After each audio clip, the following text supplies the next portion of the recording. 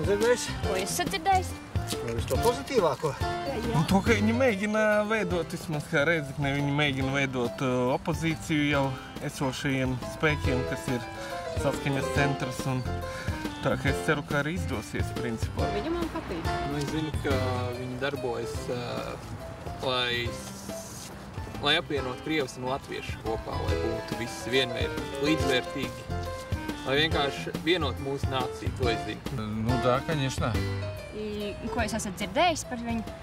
Ну, много я не слышал, но в принципе это и хорошая идея. Nē, jaunas partijas vajag, protams, tā ir konkurence un varbūt vecajām partijām liks saspringt. Tā viss ir.